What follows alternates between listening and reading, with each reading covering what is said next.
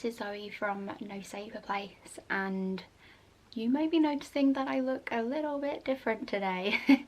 I wasn't sure whether to even make this video, as it isn't something that I talk about a lot anymore, and it's certainly not something that I show unedited on camera. You'll probably notice that I'm not wearing any makeup at all. I haven't done my hair, I haven't made an effort with clothes. I've literally just kind of woken up today and I just wanted to have a chat. If you've been following my channel for a while, you'll know that I have POTS and I have EDS and a whole host of other problems, and being in isolation for kind of the past year and a half because of COVID has made me even more of a recluse, and I haven't really been doing things anywhere near as much as I used to do. Not that I used to do them a lot anyway. And I was planning to do a video about my chronic illnesses again, because next month in November is actually the 10-year anniversary of when everything kind of started, which feels wild to me that it has been 10 years of me being ill. That's my cat, as I say, it's unedited, she's here. I didn't want to have to shut her out because I'm the only person in the house, so she's just sitting there watching me. So yeah, as I say, it's the 10-year anniversary of my life changing forever, pretty much. And I guess this kind of resonated even more at the moment because I went to the theatre and saw a friend for the first time in nearly 2 years. And that's crazy that I haven't seen a friend, any friend, for 2 years. And I saw her and I was super anxious, but I was so excited to see her, and we had the best time. Like, we had the best time together. It couldn't have been any more perfect. This is Rebekah. You've probably seen her on my channel before. We've been best friends for a while. We did the 24-hour readathon together, and yeah, she came to stay at my house for the first time on Wednesday, and she got here at about 2:30. We didn't do anything for the entire day. We just sat in my house and talked and ate pizza and drank some wine, and it was really chill. And then the next day we went to watch Frozen in London, so it was kind of just a chilled 24 hours, which to a lot of people would probably seem like not a big deal, like you wouldn't have to rest after. But it's now been 48 hours since she left, and I've only really just got out of bed. Sorry. And it's just crazy because obviously I haven't really done anything like this for a long time, and I'd kind of forgotten what it felt like to be really ill. So obviously I have POTS and EDS symptoms every day. Now, don't get me wrong, I don't feel good every day at all, but I've kind of become familiar with my triggers and my symptoms and how to help alleviate those symptoms and how to minimize them as much as possible. And because of everything that's happened with COVID, I haven't really been pushing myself to be going out or have been anywhere near close to burnout, because I've just been at home 95% of the time. So I was really unsure whether to do this video, because obviously YouTube is not usually a place where you see people looking at their worst. And this isn't my complete worst. My complete worst was 48 hours ago when I got home, and I can't even explain it, but you can almost feel your body shutting down. It's a really scary thing. I got home and kind of hour by hour I could feel my body kind of just giving up, and it's awful. It is awful. I couldn't keep my eyes open. My bones suddenly felt like they were being weighed down by ton bricks. My head felt like someone was just stabbing me in the head repeatedly, and it just felt like lead. I couldn't move it, and I went to sleep and I woke up and I felt even worse. I couldn't get out of bed. I'd kind of lost my voice. I couldn't speak properly, and all the memories came flooding back of kind of the past 10 years and all the times that I've had to deal with that. And that feeling there, where I was laying in bed not able to move, I dealt with months of that I was bedbound for months when I was at my worst, and I kind of laid there and thought, how did you do this? How did you do this every day, and how are you still here? Because I wanted to give up after kind of 2 days of feeling like it. I don't know. This is just kind of a rambly, unscripted video because I just kind of wanted to document how I'm feeling. Just 10 years of feeling like this on and off, and being reminded of how awful it feels when you are at your worst. And all just because I had a friend stay over and we went into London for a few hours. It wasn't even for the whole day, it was just for a few hours to watch the show and have some lunch, and then I came home. Now that we're coming out of the other end of COVID, I'm kind of feeling like this is going to be my life again now. Life is going back to normal. But for me, normal life isn't normal for everyone else, and I just dread feeling like this again. Obviously, with things like that, it's completely worth it, and I would do it all again to see my best friend, I really would. But it just sucks. It just sucks feeling like that. It sucks that you can't do the easiest, most simple things without feeling like shit. Weirdly, I didn't pass out. Usually I pass out a lot. I think because it's started to get a lot colder now, it makes my symptoms a lot worse. And obviously I did stay in bed, so I was quite lucky in regards to the fact that I didn't pass out. But just imagine how you feel when you have the flu, kind of at your worst, and you literally cannot move from bed. That's how I feel, just because I enjoyed 24 hours with a friend, and I don't want my life to be like this, and I know I don't have a choice. But as I say, it just sucks. It's weird because I speak about my chronic illnesses so much on this channel, and if you've been subscribed for a while, you will know that's what I live with.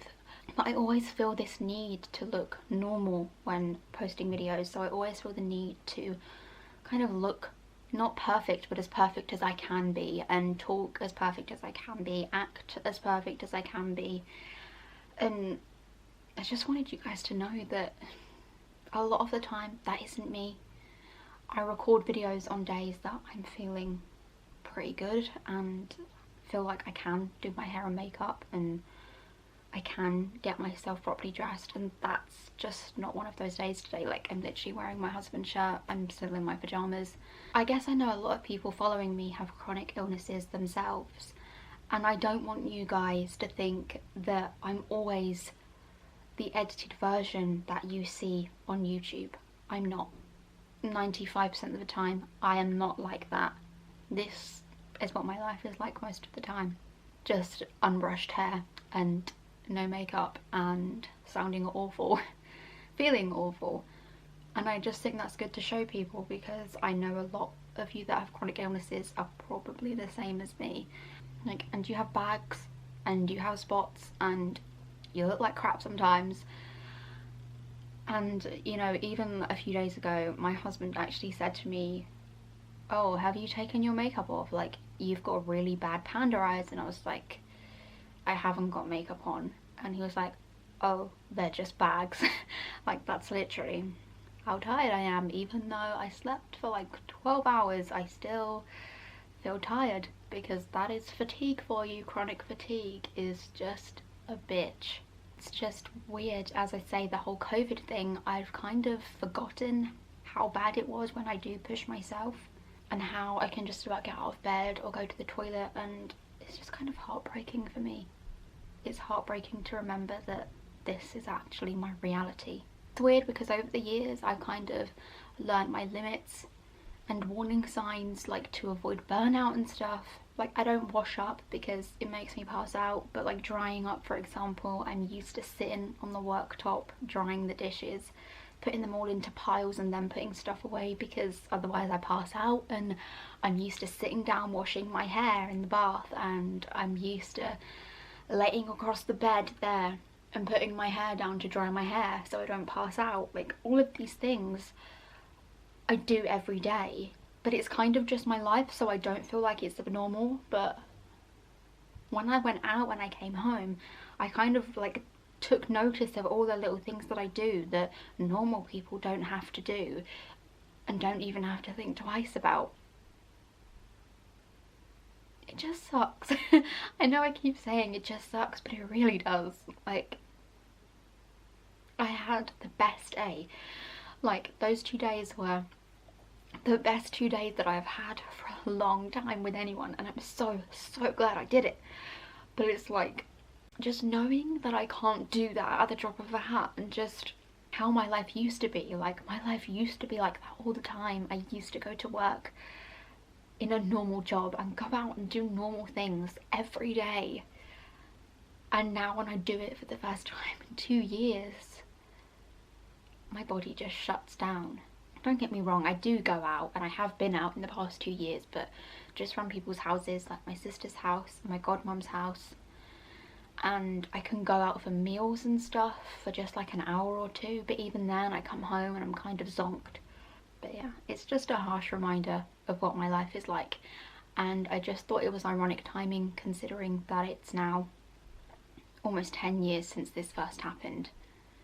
If you have no idea what I'm talking about, which you might not, you may have just come across this video because you search for POTS or you search for EDS. When I was 17, I was rushed into A&E with a heart rate of 230 beats per minute. I hadn't passed out at that point, but I was feeling awful. I went to the doctors and they sent me straight in an ambulance to A&E, and I got there and I was admitted straight away. I was diagnosed with SVT.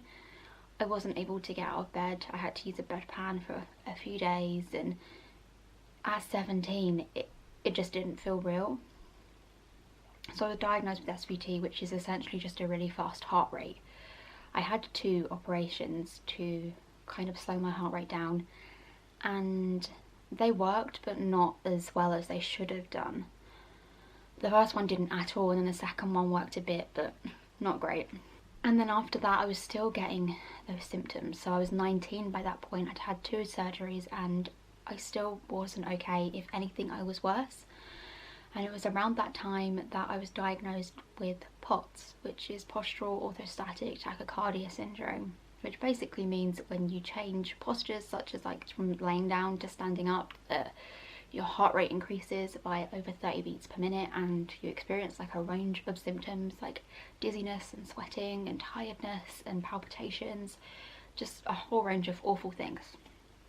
So I was diagnosed with that, and all I was given was a sheet of paper from my cardiologist because he had no idea what it was.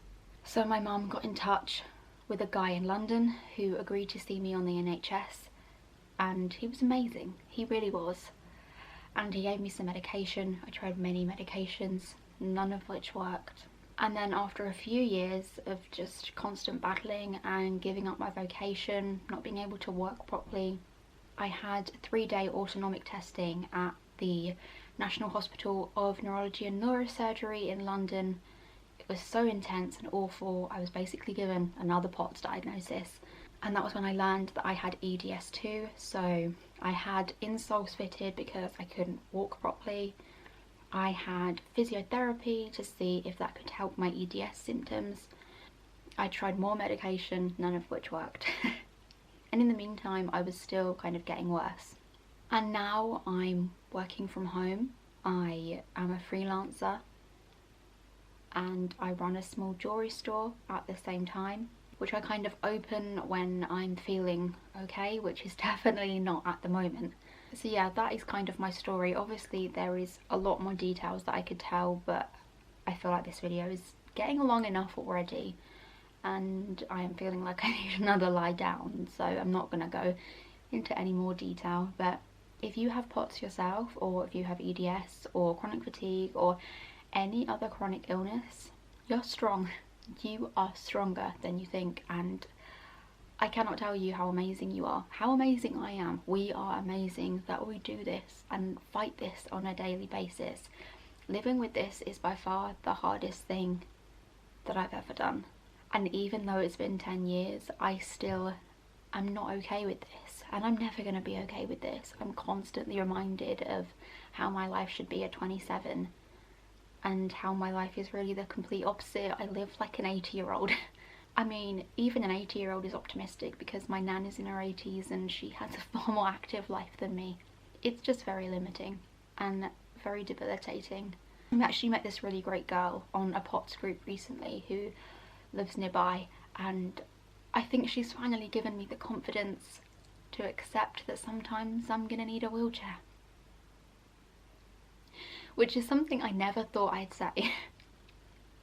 I have thought it for a really long time. Because obviously it's not something I want. No one would choose to want that. But she's amazing, this girl. She's called Crystal, and her wheelchair is amazing. And she kind of reminded me that my family and friends are not gonna love me any less just because I'm in a wheelchair sometimes. And I think those 2 days with my friend Rebekah kind of reminded me that I do need help. I have been stubborn for far too long and I need some kind of physical help now, and that's okay. That is okay. It is hard to accept, but it's okay. I'm not even sure if I'll post this video. It's probably one of the most emotional and raw videos I've ever done. If you have a chronic illness and you want to talk, please talk to me. Chronic illness is one of like the only things that I'm happy to talk about in depth with everyone, and something that I feel that I'm quite knowledgeable now after 10 years of experience. If you want an in-depth video of my journey with POTS, let me know, because there is a lot more detail I could give. There was a lot of tests and a lot of things to go through, a lot of barriers and obstacles that got in the way. So yeah, if you want an in-depth review of how I was diagnosed and what that involved, please let me know. So yeah, if you've got this far in the video, thank you for watching, and I hope I haven't brought the mood down too much, because this really is the opposite of the usual videos that I post. But yeah, I felt like it was needed, and there couldn't be a more apt time to talk about this than the 10-year anniversary of when my life changed forever. I hope you all have enjoyed this video. If there's anything you'd like to see more of on my channel, please let me know, and I hope to see you all again soon. Thank you. Bye.